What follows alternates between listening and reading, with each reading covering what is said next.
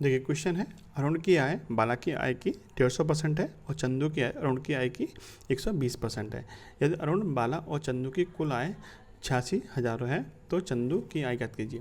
देखिए एक अरुण है, एक आपकी बाला है और एक आपकी चंदू है, ठीक है, ये 3 लोग हैं। पहले बोला गया है कि जो अरुण की आय है वो बाला की आय की 150% है। यदि हम बाला की आय को 100 मान लें तो इसकी आय कितनी हो जाएगी, 150%, यानी कि 150 हो जाएगी, ठीक है। अब बोला गया है कि चंदू की जो आय है वो अरुण की आय का 120% है। अरुण की आय हमने कितनी माना है, 150 माना है, तो 150 का 120% निकाल लेते हैं।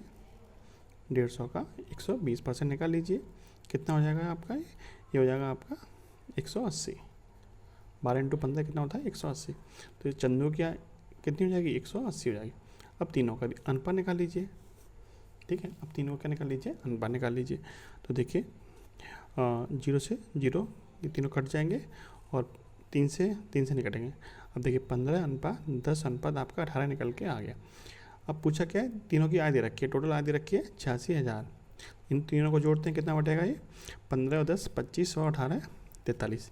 टोटल जो आय बनेगी इनकी यूनिट के हिसाब से वो कितनी बनेगी, तो 43 बनेगी। लेकिन एक्चुअल में इनकी आय कितनी दे रखी है, 86,000, ठीक है। यहाँ से 1 यूनिट की वैल्यू मिल जाएगी आपको, 43 का भाग कर देंगे तो 2000, 1 यूनिट की वैल्यू आपको मिल गई 2000। अब देखिए किसकी आय पूछिए, चंदू की। चंदू की यूनिट कितनी थी, 18 यूनिट, तो 18 यूनिट की वैल्यू कितनी हो जाएगी, 1 की 2000 है तो 18 की कितनी हो जाएगी, 2 × 18, 2000 × 18 कितना हो जाएगा, 36,000, ठीक है। यानी कि ऑप्शन नंबर जो ए है वो आपका राइट आंसर है।